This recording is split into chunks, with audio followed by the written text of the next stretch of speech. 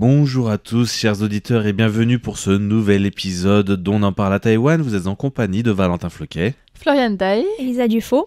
Et cette semaine, comme il est d'habitude dans cette émission, nous allons parler de plusieurs sujets que l'on a choisis, qui sont en lien parfois avec l'actualité générale à Taïwan, mais aussi parfois avec nos actualités personnelles.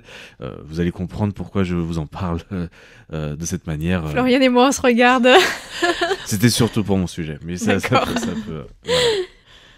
Et donc ton sujet qui donc est mon sujet, je vais vous parler de Shuding, un petit village dans les montagnes qui résiste un petit peu au tourisme. un village Abandonné un peu. Pas abandonné Pas parce abandonné, que mais... d'incorruptible. ça a été abandonné dans le sens où ils n'ont pas réussi à surfer sur l'essor touristique en fait. Mais bon, je vous en parlerai. Et Moi, je vais vous parler de camping. Donc ça reste dans le thème du voyage un petit peu. Oui. De camping ou de glamping? Je suis curieux d'en savoir plus. Et moi je vais vous parler du regain ou du gain de popularité des tatouages à Taïwan. Parce qu'il y a un article qui a été publié récemment, enfin un rapport du ministère des Finances. Bah, on va commencer par Shuding, hein. Je pense. Allez. Je suis parti là. Je suis très très partant pour vous en parler. Déjà, Lisa, Florian, est-ce que vous êtes déjà allé ou est-ce que vous connaissez un peu Shuding? Alors, j'en ai entendu parler plusieurs fois. Je ne sais pas si ça fait partie des endroits où je suis allée, parce que, bon, ça fait un moment que je suis à Taïwan. Et c'est vrai que je me souviens plus des noms des différents endroits. Mais c'est possible que j'y sois allée quand j'étais à l'université. Je suis un peu dans le même cas. Je pense que j'étais passée au moment de faire une randonnée vers la cascade Shephampubu par là-bas. Et c'est possible que j'étais descendue à une gare, montée et redescendue par un autre endroit. Et je pense que Shuding était l'un des deux. Mais je suis pas sûre. D'accord. Bah, justement, Shuding, c'est un petit peu l'oublié de la trilogie dans le coin des montagnes de l'Est de Taipei. Dans le sens où en fait... il y a la montagne avec Pingxi, Tufan, Shefan, etc. Et donc la ligne de train qui apporte quand même beaucoup de tourisme. Et Shuding, en fait, c'est de l'autre côté de la vallée, c'est de l'autre côté de la montagne. Donc c'est un village un peu plus délaissé qui n'a pas moins de charme, je trouve. Alors Shuding, déjà, c'est très connu parce que c'est la rue couverte la plus longue de Taïwan. Ah, d'accord. Donc ça a déjà un petit côté pittoresque assez sympa. Et en plus, quasiment 80% du village est au bord de deux rivières qui sont la rivière de Shuding et la rivière de Wutu. Et comment on peut y accéder? Alors, en transport en commun, le plus simple, ça reste quand même le bus. Et c'est un bus un peu particulier parce que le numéro du bus, le seul bus qui passe à travers ce village, c'est le 666. D'accord. C'est une petite anecdote que j'ai J'inspire découverte. confiance. Donc j'y suis allé cette À semaine. Taïwan, c'est un chiffre porte-bonheur. C'est aussi pour ça que j'en parle. C'est que j'y suis allé et donc j'ai découvert plein de choses encore. C'est la deuxième fois que j'y vais et à chaque fois je découvre plein de nouvelles choses avec ce village. Je trouve ça très intéressant à visiter en tout cas. Si vous voulez quelque chose d'un peu plus calme comme type de visite, c'est vraiment l'endroit où il faut aller parce que c'est vraiment très intéressant. Et alors pourquoi? Qu'est-ce qu'il y a de particulier dans ce village? Alors outre cette rue couverte, il y a aussi pas mal d'activités qu'on peut faire, notamment, vous l'avez peut-être vu sur notre page Facebook, il y a une dame qui fait des poupées à base de chaussettes. En fait, elle prend des chaussettes et elle fait des ateliers, elle organise des ateliers de découverte en faisant donc des poupées, des peluches. À partir de chaussettes, c'est très intéressant. D'accord. Ça a l'air un peu drôle comme ça, mais c'est vraiment... Des chaussettes usagées? Non. Non, À Taïwan, des ils chaussettes. prennent que des chaussettes neuves. Sinon, j'ai pas mal de chaussettes trouvées. Voilà, je peux contribuer. Des chaussettes solitaires. Et moi je trouve l'intérêt personnel de le faire avec des chaussettes usagées, bien nettoyées, etc. En utilisant un petit peu le vécu des chaussettes. Oui. Avec des chaussettes percées ou avec un peu plus usées à certains endroits pour faire des effets, à mon avis, peut-être intéressants. Et ça rend bien ou... Alors oui, c'est très sympa et cette artiste, j'appelle ça une artiste vraiment parce que elle fait une exposition actuellement avec 3 tableaux différents, dont une un peu inspirée, qui donne un peu l'impression d'une version personnelle du Petit Prince, parce que c'est tout un monde sur un nuage. Tout créé d'elle-même et les personnages sont sont incroyables dans le sens où ils ont vraiment des personnalités très différentes. On le ressent dans la décoration, dans les cheveux, dans le style vestimentaire. Et on se dit tout ça avec des chaussettes en plus, c'est vraiment très, très impressionnant, je trouve. Mais donc, une chaussette, c'est une poupée ou bien c'est plusieurs chaussettes utilisées pour faire une seule poupée? Pour les modèles les plus simples, moi j'ai fait l'atelier, c'était vraiment la chaussette toute seule. Et tu utilises tout ce que tu peux sur la chaussette, c'est ça qui est intéressant. Avec les restes, tu fais un petit sac à dos, tu utilises quand même 2-3 accessoires comme un bouton ou des perles pour faire les yeux, ce genre de choses. Mais ça reste très minimaliste en termes d'utilisation. Et c'est vraiment une chaussette, une poupée. Alors après, pour faire des modèles plus gros, par exemple, elle utilise des bas ou ce genre de choses. Mais c'est Eh ben, ouais, non, mais c'est... je suis curieuse de voir le résultat. Vous pouvez aller sur Facebook, j'ai mis plein de photos. D'accord. Vous pourrez un petit peu découvrir ça. Et donc ça, c'est une des choses, des activités que vous pouvez faire. Vous avez aussi un atelier pour fabriquer des guqin. Si vous connaissez les guqin, vous connaissez le guzheng, la sitar chinoise. Hein. Le guqin, c'est celui qui est plus petit, qu'on met sur les genoux, c'est ça? C'est l'instrument de musique. Voilà, avec des fils de soie au lieu des fils en métal. Donc il n'y a pas besoin des médiators, je ne sais pas vraiment si ça s'appelle des médiators, mais des griffes. C'est un instrument de musique, et donc c'est un atelier de fabrication et aussi d'enseignement de la musique. Donc il y a plusieurs ateliers différents et c'est très sympa. Et en fait, dans cette rue, en fait, plus on remonte, plus on voit plein de choses différentes. Il y a un forgeron de couteaux aussi. Donc c'est quand même des choses qu'on voit pas. Oui, c'est un petit peu insolite. Ça, c'est insolite et en fait, au fur et à mesure qu'on remonte, on voit plein de choses différentes. Il y a un artisan sur bois qui fait que des choses à partir de cyprès. Donc c'est quand même une rue assez artisanale qui est assez intéressante, je trouve. Et d'ailleurs, il y a un endroit que j'aime particulièrement, c'est un petit coin où en fait tout le monde se réunit pour boire du thé, ils discutent comme ça pendant des heures. Tu arrives au début de la journée, les gens sont déjà là, posés à parler. Tu reviens le soir, vers 5h, ils sont encore là, et puis à 7h, tout le monde est rentré chez lui. D'accord, donc il y a une vie, intéressante. Ils sont en train riche. d'essayer de faire revivre ça justement dans ce village que je trouve vraiment... C'est pour ça que j'ai vraiment un coup de cœur pour ce village aussi. Et donc ce qu'il y a d'intéressant aussi, c'est que ce village, en termes d'architecture, donc ce sont des grandes maisons sur piloris un peu, où les 2-3 premiers étages sont pas habitables, et la rue commence vraiment à partir du 2-3e étage en fait. Et donc ça donne quand même une vision un peu du village assez particulière. Aussi, ce qui est intéressant, c'est que c'est aussi une ancienne cité minière, et plus dans le charbon. Voilà. Donc, puis c'est entouré de jungle, c'est très vert. Voilà. Et si vous n'avez pas assez d'activité, un peu plus haut dans la montagne, à côté de Sheding, qui appartient toujours à la municipalité de Sheding, vous avez une fabrique de nouilles traditionnelles, et dans laquelle vous pouvez faire l'expérience japonaise, pour ceux qui connaissent, j'appelle ça des nouilles à l'eau courante. Vous connaissez? Oui. C'est avec les bambous, et ça glisse sur les bambous. Il faut essayer d'attraper les nouilles avant que ça tombe dans un panier. J'ai vu passer ça sur les réseaux sociaux. Donc c'est à Sheding alors. Et c'est à Sheding à Taïwan. C'est le seul endroit à Taïwan qui le fait. D'accord. En tout cas, à ma connaissance. J'avais entendu parler de ce restaurant, effectivement. Ouais. Et alors, tu es allé manger là-bas? Pas cette fois-ci parce que c'est fermé. J'y suis allé un mardi et c'est fermé le mardi. Ok. Mais je l'avais déjà fait la fois dernière. La dernière fois, j'avais été exprès pour ça. D'accord. Et j'avais après découvert un peu le village. C'était bon après. Les nouilles sont bonnes. Hein. C'est des nouilles très fines. C'est un type de nouilles assez fine. Et par contre, faire que ça manque un peu d'intérêt, hein, pour être honnête. Voilà, c'est aller loin quand même, parce que depuis Taipei, il y a au moins 1 heure de route, j'imagine. Après, ça dépend où vous êtes à Taipei, mais si vous êtes... Je dis une demi-heure de la Tour 101. Voilà, pour vous situer. En voiture. En voiture. Ouais, en voiture. Okay. Ah oui, mais en bus. En bus. Parce qu'à Taipei, il n'y a pas beaucoup de gens ont la voiture.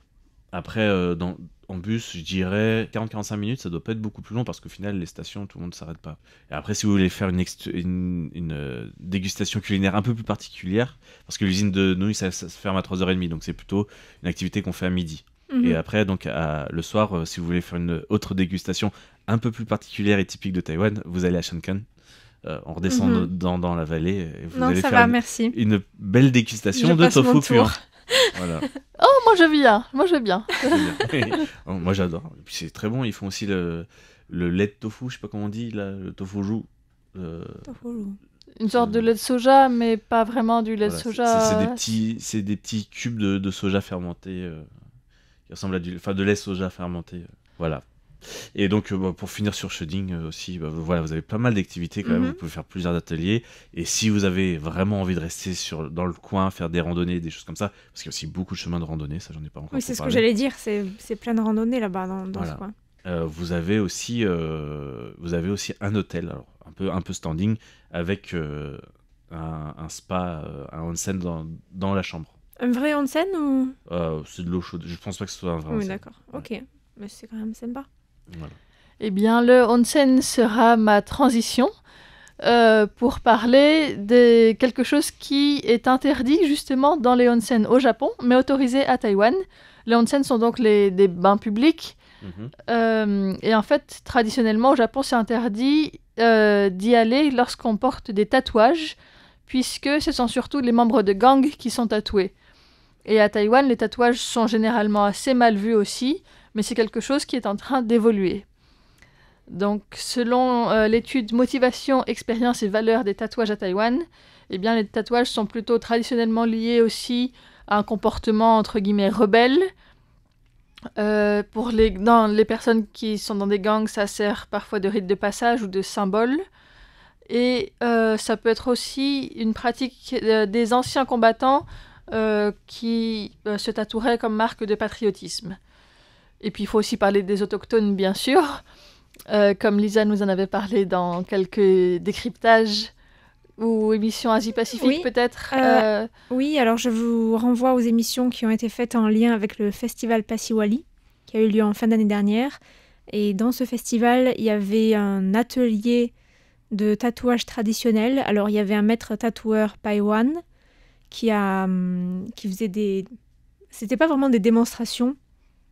C'était plus... il y avait des clients qui faisaient des réservations pour pouvoir venir se faire tatouer. Et il avait aussi un apprenti tahitien que j'ai interviewé également. Et il y avait plusieurs tatoueurs originaires de petits pays de l'Asie-Pacifique ou de Papouasie-Nouvelle-Guinée, de Nouvelle-Zélande, qui sont venus aussi faire des tatouages.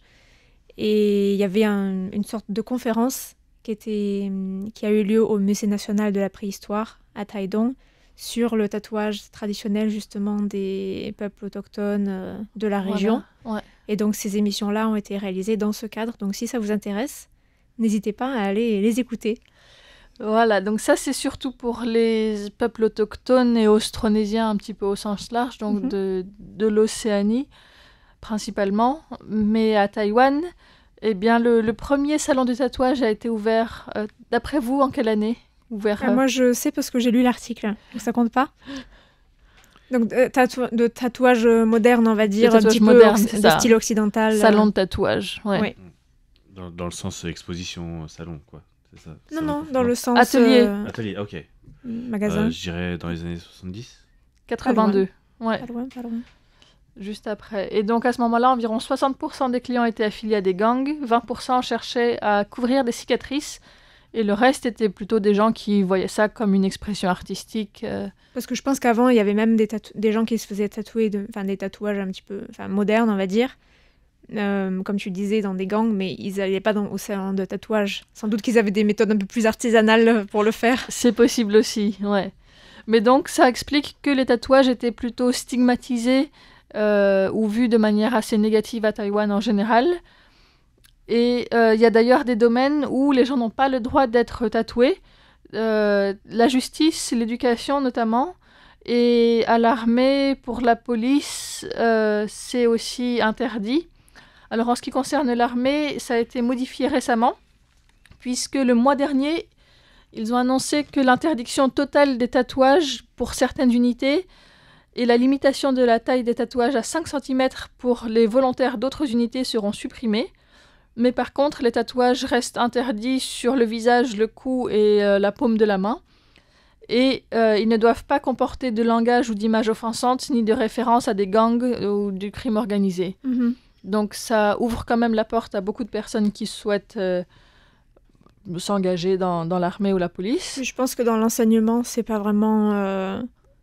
Je pense qu'il y a quand même pas mal de flexibilité. Je pense que personne ne demande aux enseignants quand ils rentrent, quand ils débutent leur carrière, est-ce que vous avez un tatouage? Enfin, sauf si c'est quelque chose, comme tu dis, de très visible. Peut-être que ça risque de poser un problème sur le visage ou quoi, mais... Mais je sais pas si quelqu'un qui aurait toute une manche tatouée maintenant aurait des problèmes pour tout Je ne sais pas, mais c'est vrai que ça me semble un petit peu... Je sais pas si c'est toujours appliqué, en tout cas. Ouais. Je suis pas sûre pour l'enseignement maintenant, mais en tout cas, c'est sûr que c'est en train de changer. Et le rapport du ministère des Finances, c'était sur l'évolution de la popularité des tatouages, notamment avec des chiffres de ventes qui ont augmenté et d'établissements de tatouages qui ont aussi augmenté. Alors ça inclut à la fois le tatouage artistique et le tatouage des sourcils, donc qui est beaucoup plus du domaine de l'esthétique. Mais donc il y a plus de 94% d'établissements en plus qui ont ouvert depuis 2019 et à peu près autant de ventes totales de tatouages. Donc c'est un domaine qui génère en 2024 qui a généré 12 millions d'euros. Donc c'est quand même assez important. Et il y avait 543 tatoueurs enregistrés l'année dernière à Taïwan. Alors, à votre avis, qu'est-ce qui a fait que les tatouages deviennent plus populaires ces derniers temps? La mondialisation. La mondialisation et l'exposition de certaines personnes en particulier. Peut-être que Valentin, toi, tu as une idée? J'avais le souvenir d'une certaine notoriété de salons à l'international lors d'expositions. Oui, il y a des salons de tatouage, et puis il y a mais justement des personnes qui ne sont pas dans le domaine des tatouages, qui montrent des tatouages. Ah oui, et qui sont célébrés. Des sportifs. Des sportifs, exactement. Ou les chanteurs. Des chanteurs aussi. L'année dernière, il y a eu le lanceur taïwanais de baseball, Lin Yu-min, qui a joué un rôle donc assez important dans la victoire de Taïwan au championnat de baseball première 12, qui a été très remarqué parce qu'il a tout un bras qui est tatoué. Et donc, il y a eu beaucoup de discussions à ce sujet-là, à la fois à Taïwan et au Japon, puisque c'est quelqu'un qui a été célébré en idole.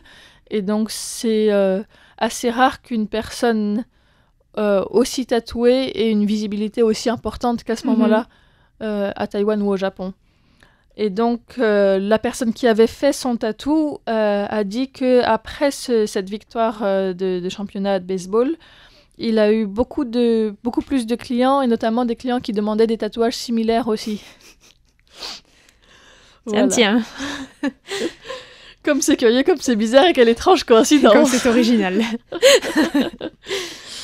Et du coup, je voulais vous demander aussi, est-ce que vous pouvez deviner quel est l'âge majoritaire des clients de tatouage, des personnes qui vont se faire tatouer? 35 ans. L'âge moyen ou la décennie? J'allais dire l'âge moyen, ouais. Ouais, peut-être... t'as peut-être raison, 30 ou 35 ans. Oui, c'est ça, c'est la trentaine, effectivement. D'accord. C'est une nouvelle rébellion. C'est ça. Après... une adolescence frustrée, peut-être, je sais pas, une envie de s'exprimer ou... Un désir d'émancipation. Oui, voilà. Mais... Avant la crise de la quarantaine.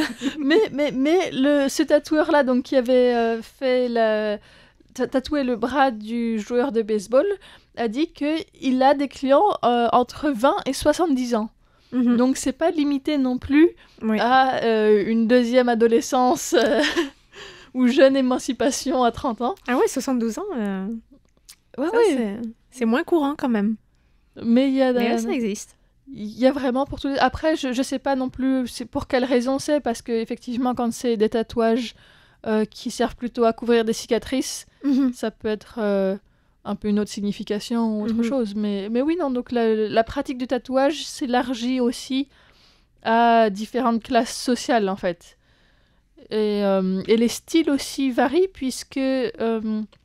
il y a donc les tatouages plutôt traditionnels, mais aussi de plus en plus de tatouages minimalistes, en particulier chez les jeunes, ou bien des tatouages abstraits qui ne représentent pas forcément un lion ou un animal. Oui. Voilà. Oui, des traits ou des formes géométriques, des triangles, des choses comme ça. C'est ça, ou bien des inscriptions en calligraphie, soit chinoise, soit en anglais, ou bien dans d'autres langues aussi. Donc il y a vraiment une transition aussi dans le contenu des tatous qui sont demandés et qui sont réalisés à Taïwan. Donc voilà, c'est de plus en plus interprété et accepté comme une forme d'expression personnelle et pas que symbole d'appartenance à un groupe précis, même si ça peut aussi garder cette fonction-là. Voilà. Pour revenir un petit peu à ce que tu disais sur la crise de la quarantaine, ça serait un sujet possible dans un On en parle à Taïwan. Si vous voulez, chers auditeurs, nous vous invitons à nous écrire pour votre intérêt à comment les Taïwanais vivent la crise de la quarantaine. On essaiera de faire des recherches dessus. Ou nous dire comment vous avez traversé la crise de la quarantaine. Voilà. Mais bon, je pense que ça intéressera plus les auditeurs de savoir les Taïwanais. Oui. Voilà. Et donc, est-ce que vous l'avez fait en allant au camping? Voilà. Magnifique transition. Oui, en effet, je voulais vous parler de camping à Taïwan. C'est vraiment un vaste sujet, je crois. Est-ce que les campeurs sont tatoués? Non, je plaisante. Ça dépend desquels. Alors, je voulais vous en parler puisque l'administration du tourisme de Taïwan a récemment indiqué que 735 campings avaient fait une demande de certification depuis l'introduction de nouvelles réglementations en la matière en 2022. Donc, selon les statistiques de cette agence gouvernementale, seuls 154 campings opèrent de manière légale sur un total de 1761 au total. Donc, c'est vraiment pas beaucoup qui sont officiellement homologués. Mais c'est aussi 1761 campings, c'est aussi un nombre élevé pour un petit pays comme Taïwan. Et donc ces campings ont fait une demande pour tenter de se mettre en règle avec la nouvelle législation en matière de camping. Il y a des nouvelles règles, notamment en matière de superficie, puisque le règlement limite désormais la taille à moins d'1 hectare de terre agricole ou forestière. Donc sans doute que c'est pour limiter l'impact sur le secteur agricole et aussi pour éviter qu'il y ait trop de surface de forêt qui soient sacrifiées pour faire des campings, puisque comme c'est un business qui, vous le verrez, marche bien, on pourrait rapidement arriver à des campings géants. Oui, voilà. Mais c'est vrai que comme c'est une réglementation qui a juste quelques années, en fait, ça prend du temps pour que les campings soient informés et fassent des modifications pour se mettre aux normes, en fait. Il y a aussi des règles en matière de construction et de conservation, et je pense que sur ce point-là, ça va être plus difficile à traiter pour les autorités, parce qu'il y a énormément de constructions en dur qui sont illégales à Taïwan, et notamment dans les campagnes et les régions montagneuses. Donc reste à savoir si les autorités vont fermer les yeux sur ce point-là, ou alors forcer les propriétaires à se mettre en règle, voire à détruire certains bâtiments lorsque c'est nécessaire. Ça, c'est une question que je me pose. Et donc, si je voulais vous parler de ce sujet, il y avait cette nouvelle, mais je trouve que ce qui est encore plus intéressant, c'est de parler de la mode du camping à Taïwan, puisque c'est un secteur vraiment très, très, on va dire, juteux. Déjà, ce qu'on peut dire, c'est qu'il y a 3 sortes de camping. Il y a le camping sauvage, qui est assez peu courant à Taïwan. Il est interdit dans beaucoup d'endroits aussi, les parcs naturels. C'est vrai. Il y a assez peu d'espaces qui conviennent pour faire du camping sauvage. C'est vrai. Ensuite, il y a le camping, on va dire, normal, avec des spots où on plante sa tente. Voilà, c'est le concept du camping. Hein. Il y en a absolument partout à Taïwan, que ce soit dans la montagne, sur le bord de mer, à la campagne, près des rivières. Il y en a vraiment partout. Il y en a même un à Xindian, à la station de métro, où on peut camper gratuitement, je crois. Ça s'appelle le camping Huazhong. Et donc, on peut planter sa tente avec sa voiture à côté. Et c'est vrai qu'on est sur une sorte de parking avec un peu d'herbe. C'est particulier. Mais bon, Mais beaucoup de spots pour planter la tente ne sont pas en herbe, justement, à Taïwan. Beaucoup sont sur du bois, voire sur des graviers parfois. Oui. Un peu surélevés pour éviter l'humidité, je suppose, ou les serpents, ou je sais pas trop quoi. Oui, c'est vrai qu'il y a beaucoup de campings qui sont... où le terrain est un peu bitumé, en fait. Ouais. Donc ça, c'est un peu dommage, je trouve. C'est sûr que c'est assez inhabituel pour nous. Voilà. Et donc, et le troisième type? Et le troisième, c'est ce dont tu parlais tout à l'heure, Valentin, c'est le glamping, le glamorous camping, ou le camping glamour. Et donc, cette forme-là de camping, c'est beaucoup développé au cours des 2 décennies, et en particulier dans la décennie 2010 et 2020, et encore plus depuis la pandémie de Covid-19. Alors, je ne sais pas si vous avez déjà fait du glamping. J'ai jamais fait de camping à Taïwan, en fait. Perso. D'accord. Ça m'est déjà arrivé de dormir dans un camping où en fait on était 4 dans une tente assez grande, style tipi, où il y avait dedans la clim et l'électricité. C'est ça. Et c'était parce que j'étais au festival de la Guimbarde pour vous et j'avais besoin d'avoir l'électricité pour recharger ma caméra et tout ça. Donc normalement, je pense que je ne serais pas allée dans ce style d'hébergement par moi-même, mais là j'avais Joker Radio, j'étais en déplacement professionnel. Tout à fait. Donc voilà.